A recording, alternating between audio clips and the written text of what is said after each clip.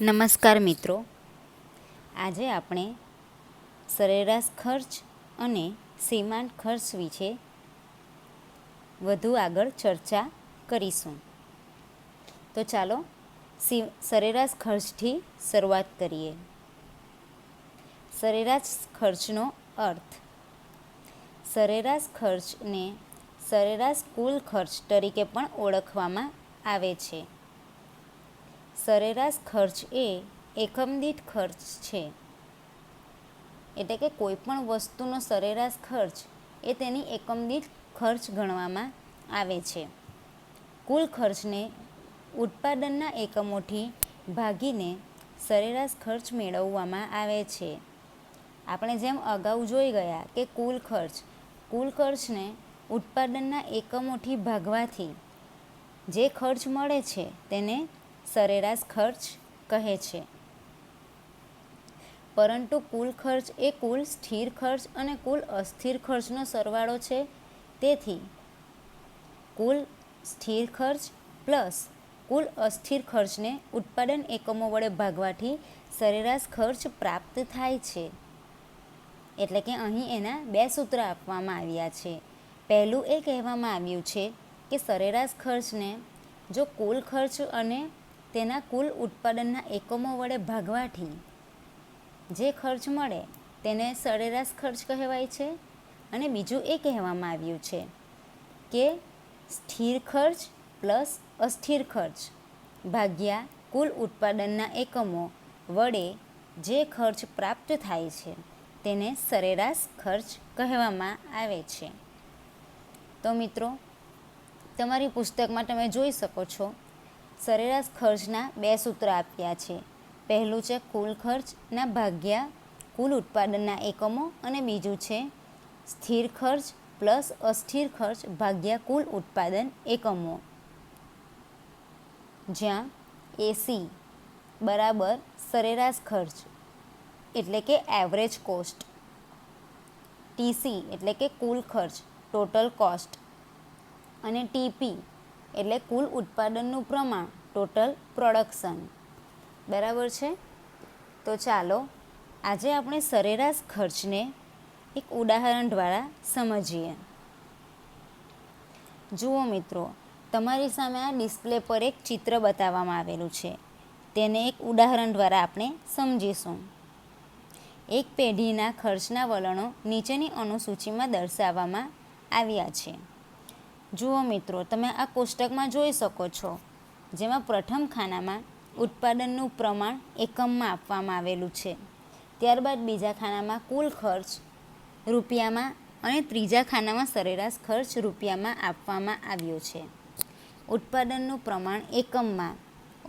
પ્રમાણ એકમમાં 1 થી 7 સુધીની સંખ્યા આપવામાં આવી છે. તેની સામે તેનો કુલ ખર્ચ 9, 16, 21, 28, 40, 54 અને 70 અને તેનો સરેરાશ ખર્ચ એટલે કે 9 ભાગ્યા 1 એટલે 9, 16 ભાગ્યા 2 એટલે 8, 21 ભાગ્યા 3 એટલે 7, 28 ભાગ્યા 4 એટલે 7, 40 ભાગ્યા 5 એટલે 8, 54 ભાગ્યા 6 એટલે 9, 70 ભાગ્યા 7 એટલે 10. જુઓ મિત્રો, આમાં તમે જોઈ શકો છો કે જેમ જેમ ઉત્પાદન એકમનું પ્રમાણ વધતું જાય છે તેમ તેમ તેનો કુલ ખર્ચ પણ વધતો જાય છે. આમ કુલ ખર્ચ ભાગ્યા ઉત્પાદનના એકમનું પ્રમાણ અને તેનાથી જે ખર્ચ પ્રાપ્ત થાય છે તે સરેરાશ ખર્ચ કહેવાય છે. જેમ જેમ ઉત્પાદનનું પ્રમાણ વધતું જાય છે તેમ તેમ તેનો કુલ ખર્ચ વધતો જાય છે. આપણે જોયું મિત્રો કે પ્રથમ ઉત્પાદનનું એકમ 1 હતું તો ત્યારે તેનો સરેરાશ ખર્ચ હતો 9 અને તેનો કુલ ખર્ચ હતો પણ 9. ત્યારબાદ તે વધીને 7 જેટલું થયું તો ત્યારે તેનો કુલ ખર્ચ થયો 70. આમ 70 ભાગ્યા 7 એટલે કે તેનો સરેરાશ ખર્ચ થયો 10. આમ સરેરાશ ખર્ચ એ શું સૂચવે છે? એ એકમ દીઠ કિંમત સૂચવે છે. પરંતુ શરૂઆતમાં સરેરાશ ખર્ચ ઘટે છે, પછી સ્થિર થાય છે અને ત્યારબાદ વધવાનું વલણ ધરાવે છે. મિત્રો, તમે અહીં જોઈ શકો છો કે શરૂઆતમાં સરેરાશ ખર્ચ ઘટે છે એટલે કે પહેલાં 1, 2 અને 3 એકમમાં તમે જોઈ શકો છો કે સરેરાશ ખર્ચ 9, 8 અને 7 એમ ક્રમશઃ ઘટતો જાય છે. ત્યારબાદ શું થાય છે કે ચોથા એકમથી 7 એકમ સુધી સતત તેમાં વધારો થવાનું વલણ ધરાવે છે. એટલે કે આપણે જોઈ શકીએ છીએ કે સરેરાશ ખર્ચ વધીને 7, 8, 9 અને 10 થઈ ગયો છે. ખર્ચના આ વલણોને આધારે આકૃતિ દોરવામાં આવે તો તે નીચે મુજબ પ્રાપ્ત થશે. તો તમે આ કોષ્ટકને આધારે નીચેની આકૃતિ જોઈ શકો છો. તો ચાલો મિત્રો, આજે આપણે એની સમજૂતી મેળવીએ. જુઓ, આલેખ ઉપર બતાવવામાં આવેલું છે કે OX ધરી પર ઉત્પાદનનું પ્રમાણ દર્શાવ્યું છે અને OY ધરી પર સરેરાશ ખર્ચ. તમે મિત્રો જોઈ શકો છો કે OX ધરી પર 0 થી 8 સુધીના આંકડાઓ દર્શાવ્યા છે અને OY ધરી પર સરેરાશ ખર્ચ 2 થી 12 સુધી દર્શાવવામાં આવ્યો છે. ઉત્પાદનનું પ્રમાણના એકમમાં જેમ જેમ વધારો થાય છે, એટલે કે 1 થી 7 સુધી જે વધારો થાય છે, તેની સામે જે સરેરાશ ખર્ચ પ્રાપ્ત થાય છે તે સરેરાશ ખર્ચને બિંદુ A, B, C, D, E, F અને G આમ આલેખપત્રમાં આ બિંદુઓને એક રેખા વડે જોડવામાં આવે છે અને આ રેખા પરથી આપણે જોઈ શકીએ છીએ કે શરૂઆતમાં 1 થી 3 સુધી જે બિંદુઓ આપેલા છે તેનો સરેરાશ ખર્ચ ઓછો થતો જાય છે. ત્યારબાદ અચાનક જ 4, 5 અને 6 અને 7 આ 4 બિંદુઓમાં સરેરાશ ખર્ચ વધતો જાય છે. આકૃતિમાં OX ધરી પર ઉત્પાદન અને OY ધરી પર ખર્ચ દર્શાવવામાં આવેલ છે. શરૂઆતમાં ઉત્પાદન વધતા સરેરાશ ખર્ચ ઘટે છે. અમુક ઉત્પાદન પછી સરેરાશ સ્થિર ખર્ચના ઘટાડાની સરખામણીમાં સરેરાશ અસ્થિર ખર્ચનો વધારો વધી જાય છે. ત્યારે કુલ ખર્ચ વધે છે અને સરેરાશ ખર્ચની રેખા U આકારની બને છે. મિત્રો, તમે અહીં આલેખમાં જોઈ શકો છો કે ત્રીજો અને ચોથો અને પહેલો અને 7મો આ જે બિંદુઓ બતાવેલા છે A, C, D અને G તે એક U આકાર ધારણ કરે છે. આથી સરેરાશ ખર્ચની રેખા U આકારની બને છે. ટૂંકમાં શરૂઆતમાં સરેરાશ ખર્ચ ઘટે છે, કોઈ એક ઉત્પાદને લઘુત્તમ બને છે, ત્યારબાદ વધે છે, માટે સરેરાશ ખર્ચ રેખા U આકાર ધારણ કરે છે. તો મિત્રો, આ થઈ આપણી સરેરાશ ખર્ચની માહિતી. હવે આપણે આગળ જોઈશું સીમાંત ખર્ચ. સીમાંત ખર્ચનો અર્થ. આપણે જાણીએ છીએ કે ઉત્પાદન વધારવામાં આવતા ખર્ચમાં પણ વધારો થાય છે. મિત્રો, આપણે આપણી ઉત્પાદનની પ્રક્રિયા નક્કી કરતાં પહેલાં આપણે કેટલા એકમોનું ઉત્પાદન કરવાનું છે તેનું પ્રથમ આયોજન કરી લીધેલું હોય છે. એટલે કે ધારો કે આપણે કોઈ એક ફેક્ટરીમાં 500 એકમોનું ઉત્પાદન કરવાનું હોય છે અને ત્યારબાદ અચાનક જ તેમાં જો આપણે કોઈ વધારો કરી દઈએ કે 500ની જગ્યા પર 510 એકમોનું ઉત્પાદન કરી દઈએ તો ત્યારે શું થાય છે કે તેના ખર્ચમાં પણ વધારો થઈ જાય છે. એટલે કે ઉત્પાદન વધવાની સાથે તેના ખર્ચમાં પણ વધારો થઈ જાય છે. શાના કારણે વધારો થાય છે? કારણ કે તેની પાછળ માલ સામાન, મજૂરી અને જે બળતણનો ખર્ચ થાય છે તે પણ તેમાં ધ્યાનમાં લેવામાં આવે છે. કુલ ઉત્પાદનમાં 1 એકમનો વધારો અથવા ઘટાડો થવાથી કુલ ઉત્પાદન ખર્ચમાં જે ફેરફાર થાય છે તેને સીમાંત ખર્ચ કહે છે. મિત્રો, પરીક્ષામાં તમને પ્રશ્ન પૂછાઈ શકે કે સીમાંત ખર્ચ એટલે શું? તો એનો જવાબ આવશે કુલ ઉત્પાદનમાં 1 એકમનો વધારો અથવા ઘટાડો થવાથી કુલ ઉત્પાદન ખર્ચમાં જે ફેરફાર થાય તેને સીમાંત ખર્ચ કહે છે. મિત્રો, આપણે જોઈ ગયા એ મુજબ કે કોઈ એક ઉત્પાદન કરતી પેઢી જેની અંદર કોઈ એક વધારાના એકમનું ઉત્પાદન થાય કે એ ઉત્પાદન ઘટી જાય તો ત્યારે તેના ખર્ચમાં પણ ફેરફાર થાય છે. એટલે કે જો ઉત્પાદન એકમ વધારવામાં આવે કે વધી જાય તો ત્યારે તેનો ખર્ચમાં વધારો નોંધાય છે, પરંતુ જો એ ખર્ચ એટલે કે ઉત્પાદનના એકમોમાં ઘટાડો કરી દેવામાં આવે તો ઉત્પાદન પાછળ થયેલો ખર્ચ પણ ઓછો જોવા મળે છે. આમ ઉત્પાદનના વધારાના એકમોમાં ફેરફાર થતાં ઉત્પાદન ખર્ચમાં પણ ફેરફાર નોંધાય છે. ટૂંકમાં વધારાનું એક એકમ ઉત્પન્ન કરવાથી કુલ ખર્ચમાં થતો ફેરફાર એ સીમાંત ખર્ચ છે. આપણે જોયું એ મુજબ કે ઉત્પાદનના એકમોમાં એક એકમનો પણ વધારો કરી દેવામાં આવે કે એક એકમ ઉત્પન્ન કરવાથી કુલ ખર્ચમાં થતો ફેરફાર એ સીમાંત ખર્ચ છે. મિત્રો, આ સીમાંત ખર્ચનું પણ એક સૂત્ર બતાવવામાં આવેલું છે. આ સૂત્ર અને ઉદાહરણ આપણે સાથે જોઈશું. આપણે n એકમોના ઉત્પાદન ખર્ચ અને n-1 એકમોના ઉત્પાદન ખર્ચના તફાવત દ્વારા સીમાંત ખર્ચ એટલે કે MC મેળવવા સંજ્ઞાની રીતે નીચે મુજબ સૂત્ર દર્શાવી શકીએ. મિત્રો, આજે હું તમને ઉદાહરણ સમજાવું છું તેના માટે તમે તમારી પુસ્તક લેવી ખૂબ જરૂરી છે. હું જેમ બોલતી જામ એ મુજબ તમે તમારી પુસ્તકમાં જોતા જજો. MC એટલે કે સીમાંત ખર્ચ. MCN is equal to TCN minus TCN-1 કે જ્યાં n ઇઝ ઇક્વલ ટુ એકમોની સંખ્યા. MCN is equal to n એકમોનો સીમાંત ખર્ચ અને TCN એટલે n એકમોનો કુલ ખર્ચ. TCN-1 is equal to n-1 એકમનો કુલ ખર્ચ. તો આ સૂત્રમાં n બરાબર 3 મૂકતા એટલે કે nની જગ્યા પર 3 મૂકતા MC3 is equal to TC3 minus TC3-1 એટલે કે TC3 માઇનસ TC2. હવે TC આમાં આપણને જોવા મળે છે કે TC એટલે કે 21 લખવામાં આવેલા છે અને TC2 એટલે કે 16 લખવામાં આવેલા છે. તો આ રકમ એમને એમ નથી લેવામાં આવી. TC એટલે શું કહેવામાં આવે છે કે કુલ ખર્ચ. કુલ ખર્ચ એટલે કે અહીં તમને એક કોષ્ટક આપવામાં આવેલું છે.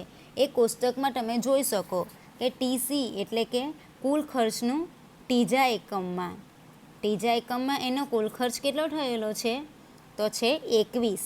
એટલે TC બરાબર 21 આવશે અને TC2 એટલે કે કુલ ખર્ચ બીજા એકમમાં થયેલ કુલ ખર્ચ કેટલો છે એ 16 છે. એટલે અહીં TC3 બરાબર 21 અને TC2 બરાબર 16 દર્શાવવામાં આવ્યા છે. તો ફરીથી સૂત્ર પર આવી જઈએ. MC is equal to TC3 minus TC2.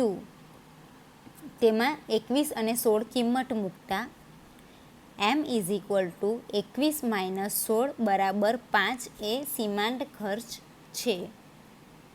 નીચેની અનુસૂચિ મુજબ ત્રીજા એકમના સીમાંત ખર્ચને ત્રીજા એકમનો કુલ ખર્ચ અને બીજા એકમના કુલ ખર્ચના તફાવત જેટલો એટલે કે 5 છે, જે આપણે ઉપર દ્રષ્ટાંત મુજબ જોઈ ગયા છીએ.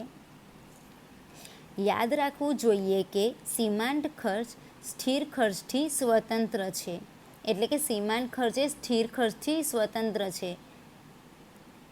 તેથી કહી શકાય કે સીમાંત ખર્ચ એ અસ્થિર ખર્ચમાં થતા ફેરફારનું પરિણામ છે. સીમાંત ખર્ચ શું કરે છે? અસ્થિર ખર્ચમાં ફેરફારનું પરિણામ લાવે છે. એટલે કે વધારાનો એક એકમ થવાને સાથે જે કંઈ વધારાનો ખર્ચ થાય છે તે ધ્યાનમાં લેવામાં આવે છે. જ્યારે ઉત્પાદન n એકમો પરથી ઘટીને n-1 એકમો થાય છે ત્યારે કુલ અસ્થિર ખર્ચમાં થતા વધારા જેટલો સીમાંત ખર્ચ હોય છે. ઉત્પાદનનું એક એકમ વધવાની સાથે જે કંઈ પણ તેમાં ફેરફાર એટલે કે જે કંઈ પણ એક વધારાનો ખર્ચ આવે છે તે સીધો ખર્ચ તેના કુલ અસ્થિર ખર્ચને અસર કરશે અને જેને કારણે તેનો સીમાંત ખર્ચ બદલાશે. સીમાંત ખર્ચ ઉત્પાદનમાં ફેરફાર થવાથી કુલ ખર્ચમાં થતા ફેરફાર બરાબર છે.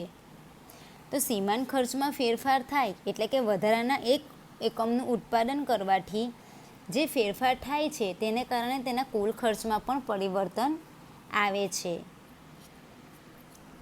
મિત્રો, તમે અહીં અનુસૂચિમાં જોઈ શકો છો, એમાં 3 ખાના બતાવવામાં આવેલા છે. તેમાં પ્રથમ ખાનામાં ઉત્પાદનનું પ્રમાણ એકમમાં, બીજા ખાનામાં કુલ ખર્ચ એટલે કે ટીસી અને સીમાંત ખર્ચ એટલે કે એમસી.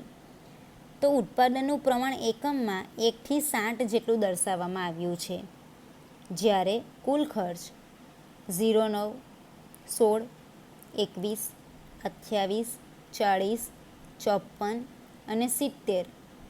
તેની સામે તેનો સીમાંત ખર્ચ એટલે કે 9/1 એટલે 9, 16/2 એટલે 7.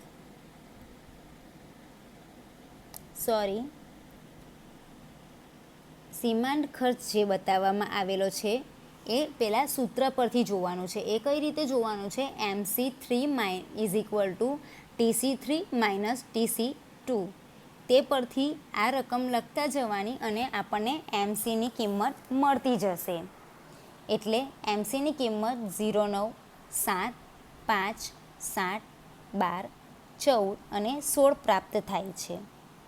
અનુસૂચિમાં દર્શાવ્યા મુજબ ત્રીજા એકમ સુધી ઉત્પાદન વધતા સીમાંત ખર્ચ ઘટે છે.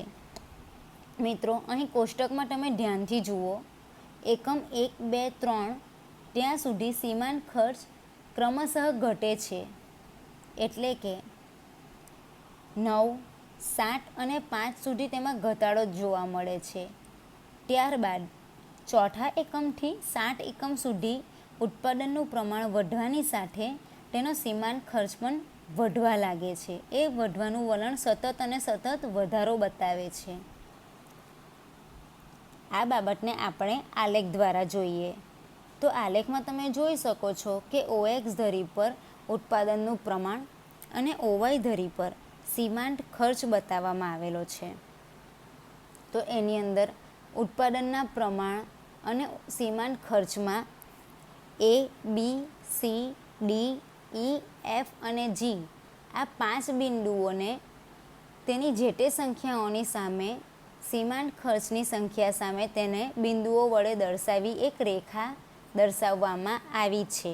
જેમાં આપણે સ્પષ્ટપણે જોઈ શકીએ છીએ કે આ રેખા જે ઋણધાર છે, જે ઋણધાર દર્શાવે છે અને ત્યારબાદ તે ધનધાર દર્શાવે છે.